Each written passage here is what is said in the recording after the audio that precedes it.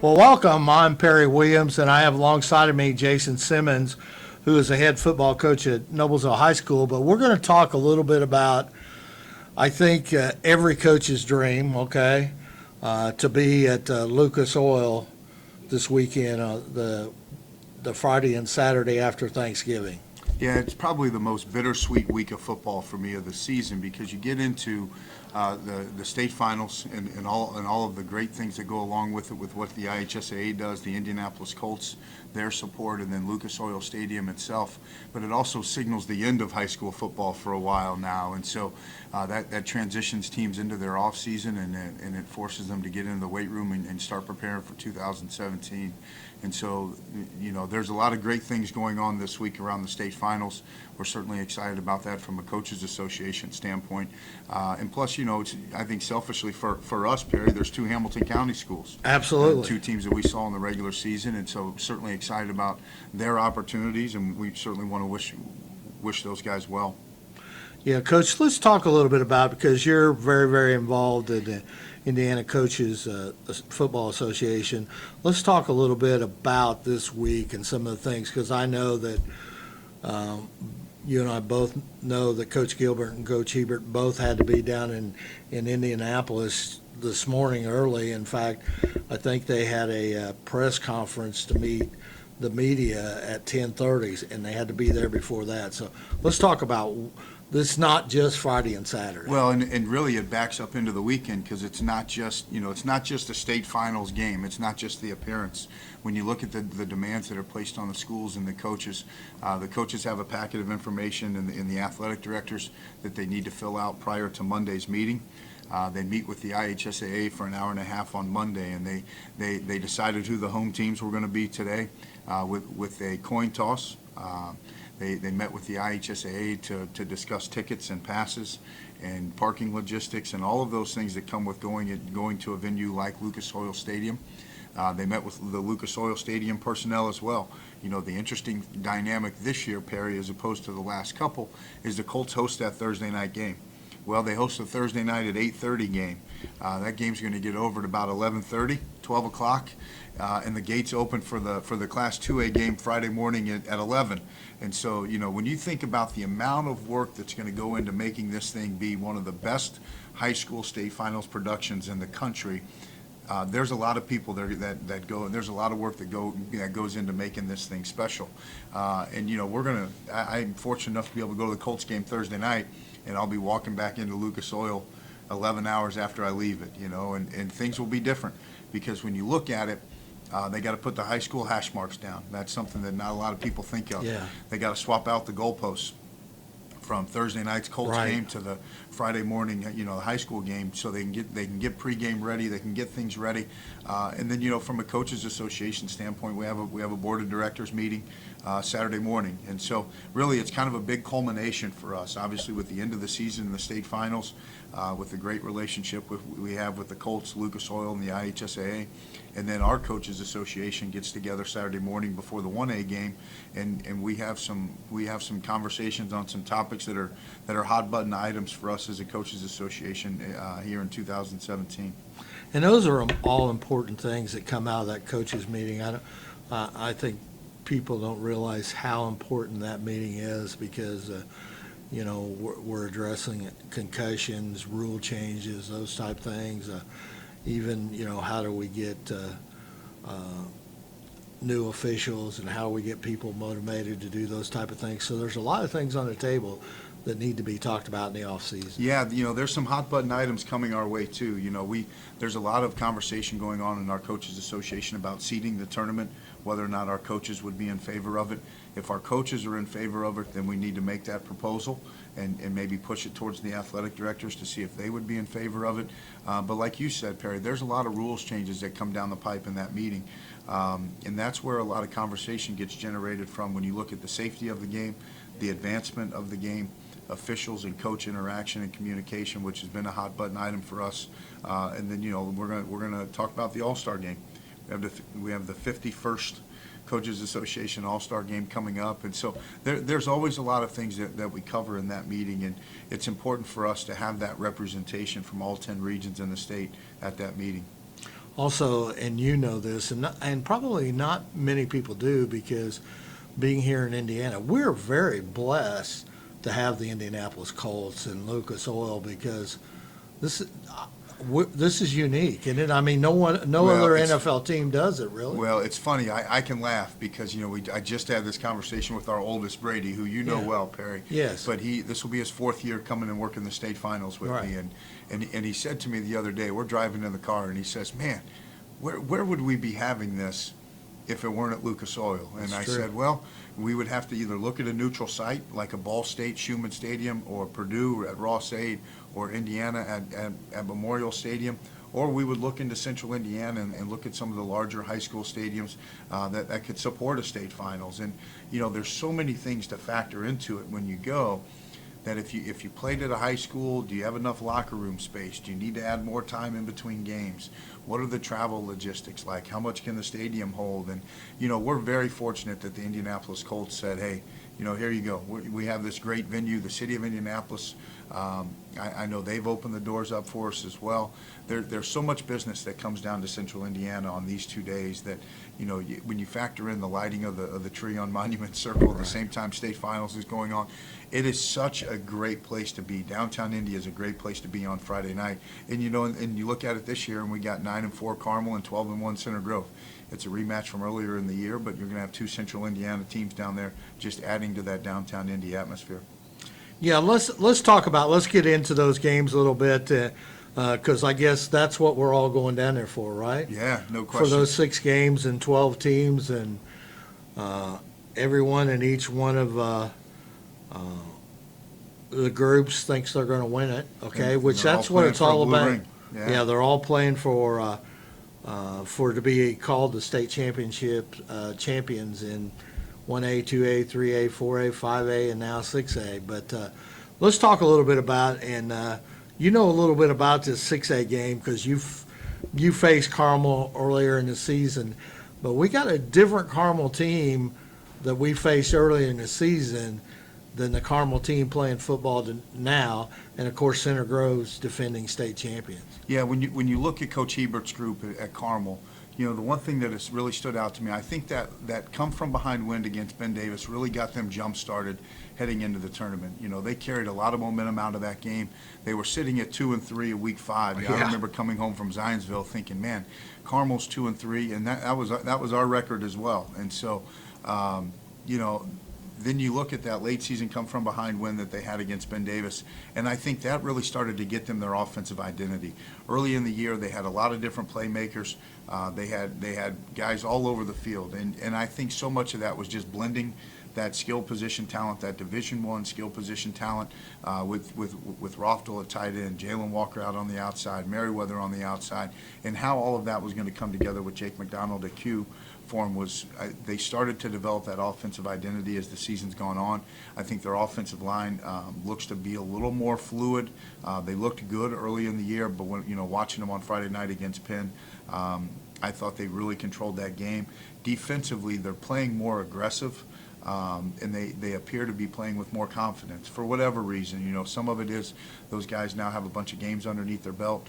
That conference that they play in the MIC gets them battle tested. Oh, yeah. There's no question about that.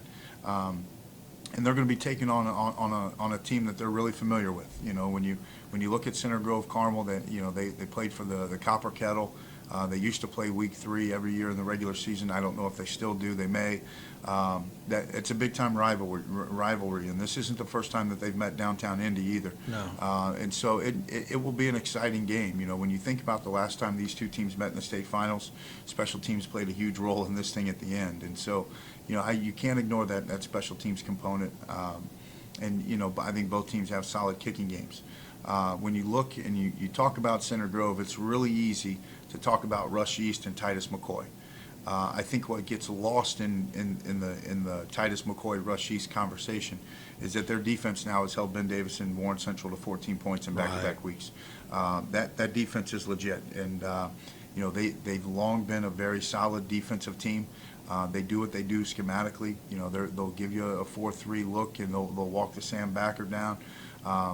But their kids can play in space. Their kids are really aggressive. They get lined up, and they just go execute really well. Now, on the flip side, when you can hold teams to 7 points, you don't need to score a whole bunch, but Rush East and Titus McCoy can certainly do that. And if those two guys are running as well as they are right now, then it says a lot about their offensive line and their offensive execution. Absolutely. And, you know, both of these teams are no strangers to Lucas Oil and No.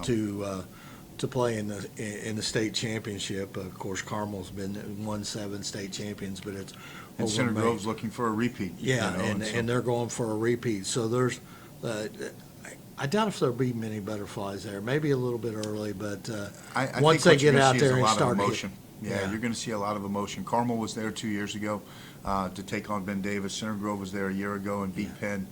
You'll see a lot of emotion early on because those guys, they understand the rivalry, they understand the big trophy that's at play, and they understand the blue ring that's out there for the winner. And you'll see a lot of emotion early, and then, you know, once they settle in, it'll be that team that kind of gets their second wind or kind of gets their emotions leveled out. I think that will capture the momentum at that point. Okay. Let's talk a little bit about 5A coming up. Of course, the Westfield Shamrocks 11-2 and Columbus East 13-1. Let's talk about that ball game because Westfield coming off a big win, defeating Fort Wayne Snyder, #1 in the state, defending state champions. And I'll tell you what, I was there, and it was a heck of a football game. It was a heck of a football game, and thanks to you guys, I could watch it at home. That's right. Stay dry, right? I stayed dry. That's exactly right. But when you look at this matchup, it's going to be a test of strengths. Columbus East has a phenomenal run game. They are going to hang their hat on running the football, and I've seen Westfield stop a lot of Good rushing running attacks. teams, yeah. You know, when I do think Westfield possesses the best defense in the Hoosier Crossroads Conference this year. Not only are they aggressive, but they're long, they're athletic, they are extremely well coached, and they are by far the best tackling team in our conference. I felt that way going into our matchup, and I really felt that way coming out of it. They're extremely impressive to watch because offensively, they have a lot of patience, they have a plan, and they really stick to their plan. They don't waver from it.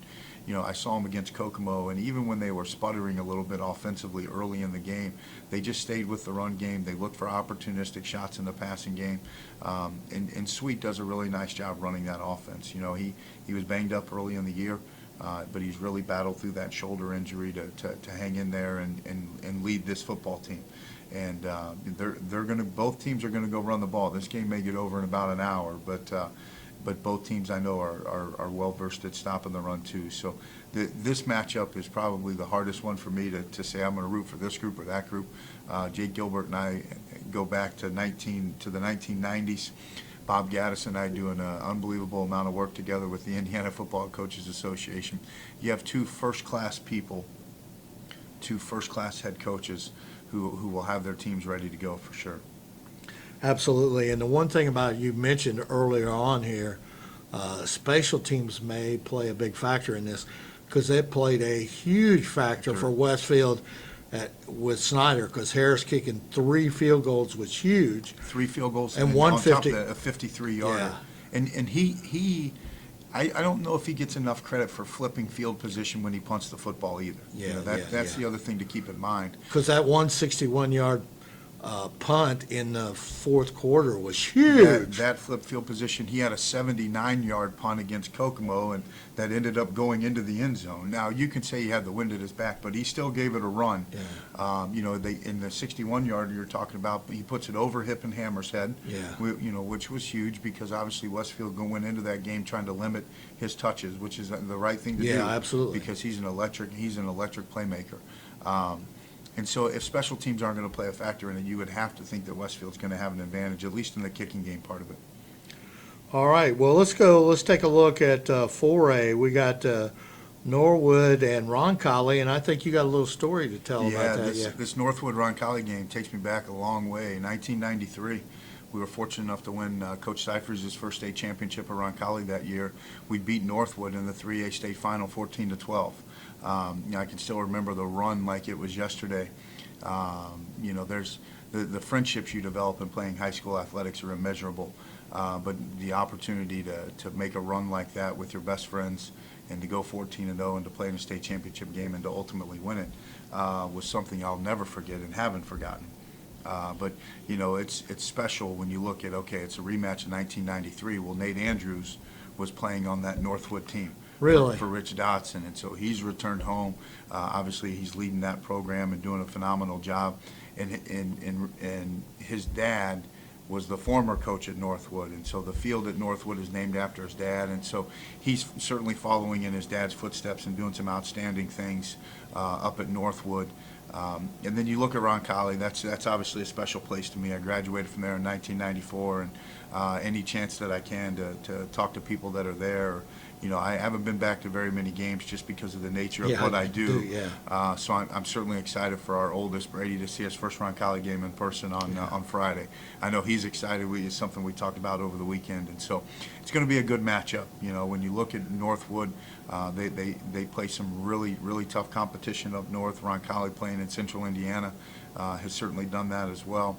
Roncalli's played some great defense throughout the year, and this will be no exception.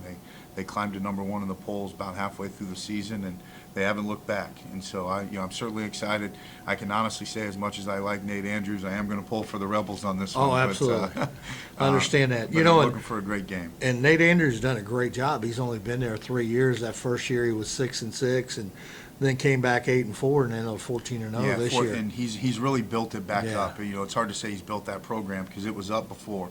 It's been up before, but he certainly brought that glory back to Northwood football. And when you get a chance to go coach at your alma mater, there's an opportunity to make it special or make it tough, and he's certainly made it special. But once again, Roncalli in the playoffs, they're 22-9, so you know they've won a lot more than they've lost. Yeah, they've won a lot more. They've won a lot more than they've lost. You haven't been there since 2004. It's been a while. You know, from 93 to 2004, I think they made 5 trips. And so, you know, they got really accustomed to being downtown. Believe it or not, the 93 game was in the RCA Dome, wasn't in the soil. So that tells you how old I'm getting, Perry. But, you know, they will have a great turnout, you know, being there for the first time since 2004. And they were close a year ago, went down to East Central and lost a heartbreaker and found a way to get that field goal through the uprights with just under 5 seconds to go this past Friday. Absolutely.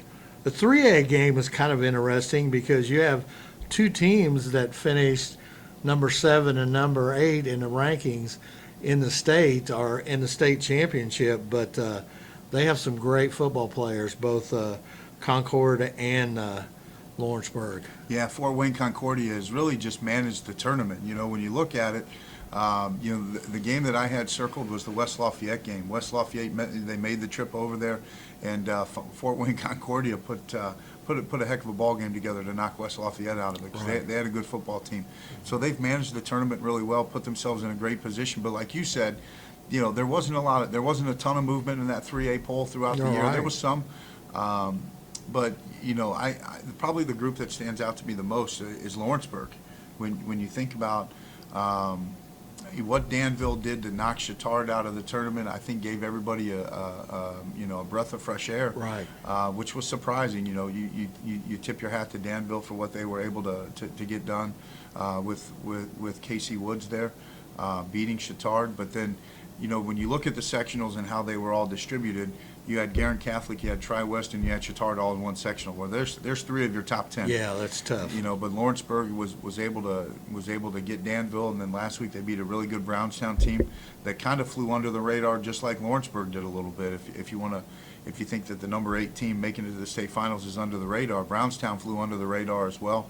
I know that game went down to the wire. But you're gonna have a hard-nosed group come off the river down there, play a group out of Fort Wayne that will certainly be ready for the opportunity to shine in the big stage. Yeah, that's going to be a really good game, and of course Fort Wayne Concordia's got a great running back, okay, and Morson's he has over 3,600 yards this season, and then that balance attack of Lawrenceburg, you know, because they have a good running back and they can throw the ball. Yeah, so that'll be kind of interesting game. That's it will be, and you have two teams that haven't been there in a while. Yeah, you know, having worked the state finals now for the last 5 or 6 years, it's you have two newcomers, so that's kind of neat. Yeah, And I yeah. think that was the intent when they put the success factor into play. Not that either one of these two teams benefited from it, but it certainly opened the door for opportunity. And Fort Absolutely. Wayne Concordia has put together a great year, and so is Lawrenceburg, and they're well coached. But both teams are well coached, so it'll be fun to have some new faces down there. Well, starting off Friday night, we got the 2A game, and that's between Eastbrook and Indianapolis Ritter. Eastbrook 13-1, and Ritter 10-4. Eastbrook ranked number 2 at the end of the year, and Ritter number 6. But Ritter's been there before in Yeah, 2013, I believe. it's been a while. I think Jake Perica was quarterback in was quarterback in Ritter when they made it in 2013. And it's been a while, but when you look at what you have to go through in Central Indiana in Yeah. 2A, it's not easy. When you No. and when you have Monrovia, who's been on the run that they've been on, who Ritter was fortunate enough to hang on versus. There's some really good 2A football in Central Indiana, and so just because they haven't been there in 3 years doesn't mean they haven't been very very good. Yeah, And it's Ritter's true. another team that their schedule kind of set them up early, maybe not to have the best of records, but when you get in that situation, you can either dwell on your record or you can dwell on getting better every day. And I think Ritter's one of those teams that's just they just kept attacking it and just kept attacking it, and that's a testament to Coach Hunt, making sure his guys didn't hang their head. They just kept playing, and when they got in the tournament and played some 2A schools, obviously they've been able to put together a run. Ritter has a dynamic running back that will give Eastbrook fits. When you think about Eastbrook and Jeff Adamson, he always has a physical group. He'll load the box up against Cardinal Ritter and dare him to beat him throwing the football. But his team's going to come down and they're going to run the football, and it's going to be a physical, tough group, and he'll have them ready to play. That will be a little bit of an old school football game. I think it will be fun to see how physical that game plays out. And we'll talk about Saturday's opening game. Pioneer playing Linton Stockton. Both of those teams undefeated. Linton Stockton ended up the year number 2, and Pioneer number 3. So that's going to be a good one. And of course, Pioneer knocked off Central Catholic, Yeah. which That was a big the one surprise. everybody had circled. Yeah. And that was the one everybody had circled. They squared off in the regional, and Pioneer's been in this situation before. They've won, they've had success before, and this year was no surprise to them. And obviously that win over Lafayette Central Catholic will mean as much to them probably as making it downtown. But now that they're downtown, now It's that a you got different the story. 14-0, now you want to go win that daggone thing. And so, it's easy to look at those rosters and, being a head coach at a 6A school right now, you look at it and they only have 35 kids, but that tells you how tough those kids are. Absolutely. The fun thing about this 1A game is, we're gonna sit and watch this game, and kids are gonna be playing both sides of the ball. They're gonna be playing 80% of that game, and at the end of it, these kids are exhausted. Oh yeah. And not only just because they're playing another football game, but they're gonna put a little bit more into this one because of that big trophy and blue ring that's at the end of it. And both of these teams are well coached. And both of them have earned the right to be here because they have not had easy roads. No. And Linton Stockton last year, they were runner-up, so They've had a taste of it. yeah. So Yeah, they they've had a taste they of it. realized what's ahead of them. Well, Coach, it sounds exciting. I mean, it's Friday and Saturday night. It's a bittersweet week. And if you get an opportunity, and the one thing with us having Carmel and Westfield in the tournaments, if you get a chance and you decide you're going to go down there, it's only $15 a day, right? It's only $15 a day. You can buy a season pass, I believe, where you can get a ticket for both days. But when you think about $15 for a game, I would tell you, if you can get as much time as possible, it's a bittersweet week because it is the state finals, but it is also the end of the season. And for $15 to be able to catch 3 games, the magnitude of these 3, to watch the effort and the pride and really to watch the communities turn out, it is a great atmosphere for 6 games in 2 days. Absolutely. And also, if you also get a chance here in Hamilton County to buy your tickets ahead of time at Westfield or at Carmel, because they get a a portion of the ticket proceeds, so that's a Yeah. good thing. And that can help in that. You know as well as I do, Oh. it's tough to raise money, Coach. Every little bit helps. You can check the school websites to figure out what hours. Certainly want to encourage everybody to go through the main office, obviously for school safety concerns. They don't want a bunch of people just wandering around the Right. building trying to find out where to buy tickets. But, I know Carmel and Westfield would certainly appreciate the extra support. Yeah. Well, Coach, appreciate you taking time out appreciate it. and talking about this state tournament. And it's going to be a good one. And, of course, it'll be on TV. And hopefully there's a big crowd down there and a great weekend. Coming off Thanksgiving, you can go down to You can fill your downtown belly up Indiana. and go watch ball. That's right. Nothing better than that. Nothing better than that. I Thanks a lot, appreciate you having me. Coach. Thanks, Appreciate Barry. it.